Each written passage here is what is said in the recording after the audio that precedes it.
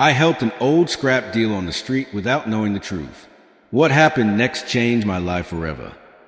Before we dive into this incredible story, don't forget to subscribe and hit the bell icon so you never miss our powerful, life-changing content. The millionaire father-in-law pretended to be a scrap dealer to test his future son-in-law, and then everything changed. I still remember the first day I met the man who would later become my father-in-law. At that time, I didn't know who he really was.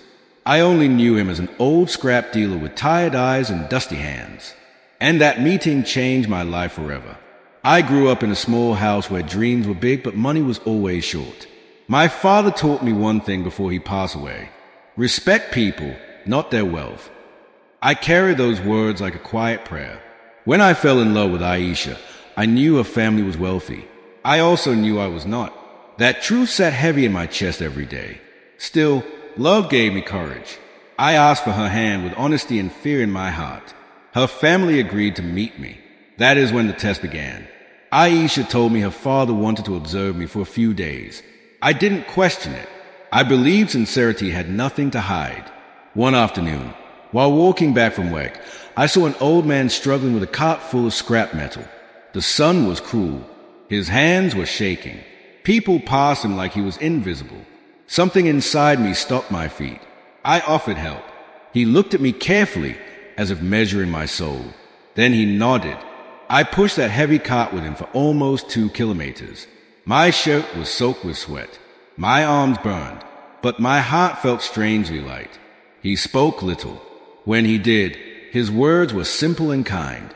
At the end of the road, I offered him water and shared my lunch. He refused money when I tried to give it. Instead, he smiled. That smile stayed with me. From that day on, I kept meeting him. Sometimes I helped him sort scrap. Sometimes I fixed a broken wheel of his cart. Once, when it rained heavily, I invited him to take shelter with me. He watched everything quietly: how I spoke to strangers, how I treated children, how I handled stress and disappointment. I had no idea I was being tested. I was simply being myself. One evening, I lost my job. The company downsized. My world felt like it collapsed in a single sentence. I sat on the roadside, staring at nothing. The scrap dealer found me there. He didn't ask questions. He just sat beside me. Sometimes, understanding is silence. I told him everything: my fears, my shame, my love for Aisha. He listened like my pain mattered. The next week, Aisha's family invited me for dinner. I wore my cleanest clothes. My hands trembled. When I entered the house, my breath stopped. The scrap dealer was sitting there. Clean clothes, confident posture, sharp eyes. He stood up and smiled at me. "My son," he said softly. "I am Aisha's father." My heart raced. Embarrassment washed over me. I remembered every moment, every word, every act of kindness. He raised his hand and stopped me from speaking. "I pretended to be poor," he said, "because wealth hides the truth of people. I wanted to see your heart when no one was watching." Tears filled my eyes. He continued, "You treated me with dignity when you had nothing to gain. You shared your food when you were struggling. You respected pain because you understood it. Money can be owned," he said, "but character cannot be bought." That night, he accepted me as his son, not because I was perfect, but because I was sincere. Later, he helped me start a small business, not with charity, with trust. I worked day and night, with immeasurable effort and gratitude. Slowly, life changed. Today, when I look back, I realize something powerful. Hard times reveal who we truly are. Kind hearts shine brightest in darkness. Love grows where ego dies, and respect given freely returns multiplied. Moral lesson: true wealth is not measured by money, but by kindness, integrity, and how we treat others when no one is watching. After that night, life placed a new weight on my shoulders. Not the weight of fear anymore, but the weight of responsibility. I was no longer proving myself. I was building myself. Every morning, I woke up before sunrise.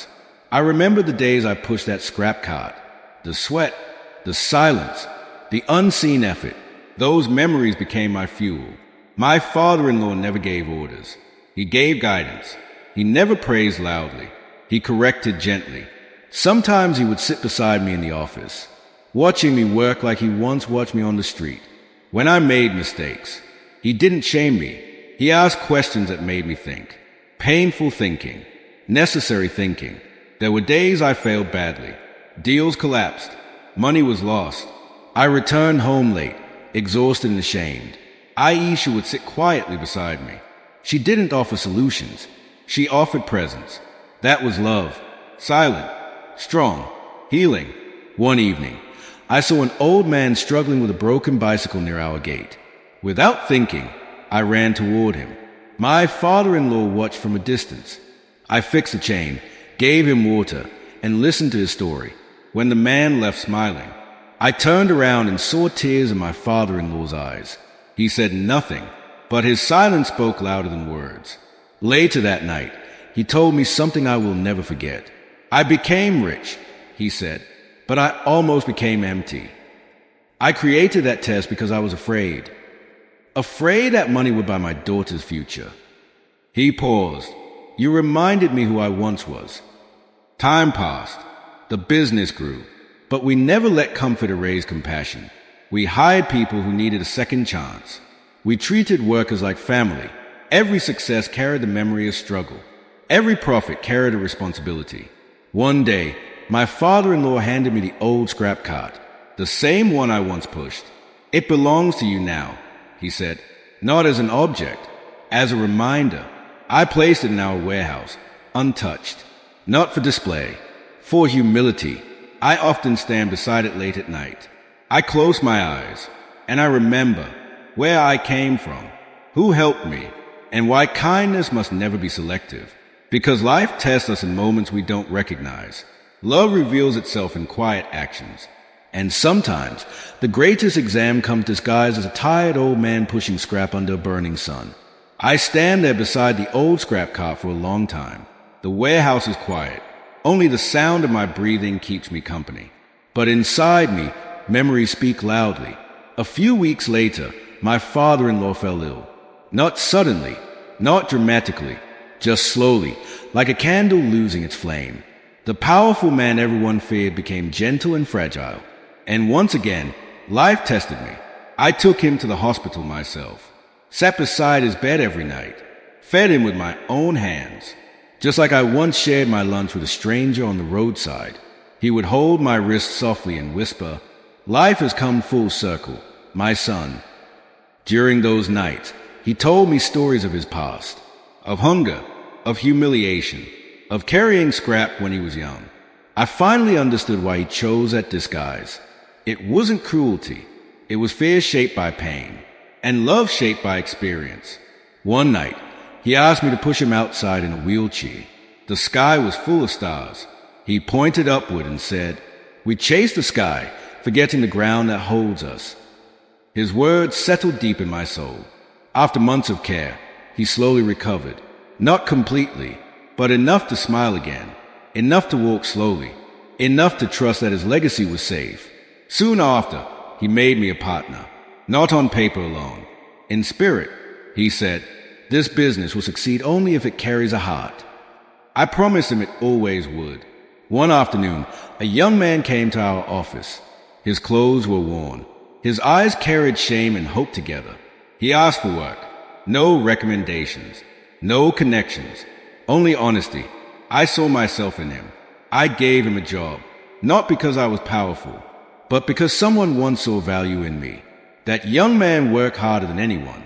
And every evening, when he thanked me, I silently thanked the old scrap dealer. Years passed. Aisha and I built a home filled with warmth. Laughter replaced fear. Trust replaced doubt. And love deepened with every struggle we shared. One day, my father-in-law asked me to walk with him through the city. Not in a luxury car. On foot, we walked past markets, past construction sites, past people pushing carts under the same sun. He stopped beside a scrap dealer, placed some money in his hand, then turned to me and smiled. "This," he said, "is where it all began." I nodded and understood something new. Kindness does not end when life becomes easy. It must grow stronger. Responsibility does not shrink with success. It expands, and love is proven again and again, in ordinary moments, when no one is watching. So every day, I choose to live like I am still being tested, not by a millionaire, but by my own conscience. Because a true measure of a person is not who they are at the table of comfort, but who they are on the roadside, standing beside someone the world has chosen to ignore. Final episode, a lesson that lies on. One quiet evening, as the sun melted into the horizon, I stood with my father-in-law on the balcony of our home. The city lights flickered below us like scattered dreams. He looked peaceful, fulfilled. He placed his hand on my shoulder and said, "My son, life tested you when you were unaware, and you passed without trying to impress anyone." Those words settled in my heart like a blessing. That night, I understood something clearly. Life is not a stage where we perform goodness. It is a mirror that reflects who we truly are. The hardest moments are not punishments. They are invitations. Invitations to choose kindness over convenience, character over comfort, humanity over pride. The scrap cart still stands in our warehouse, not as a memory of poverty, but as a symbol of dignity. It reminds us that every person we meet is fighting a battle we cannot see, and every small act of compassion can quietly change a destiny. I learned that love is not proven by grand promises, but by quiet support during broken days. That respect is not owed to wealth, but to effort, pain, and honesty, and that success without empathy is only an empty victory. Today, when I see someone struggling, I don't ask who they are. I ask myself who I am becoming. Because one day, someone may remember me, not for what I owned, but for how I made them feel when they needed kindness the most. Moral lesson: treat every human being with dignity and compassion, because true character is revealed not in moments of gain, but in moments of giving, when no reward is expected and no one is watching. Thank you for listening to this heartfelt story. If it touched your heart, please share it and leave a comment below. Let someone know today you are never alone.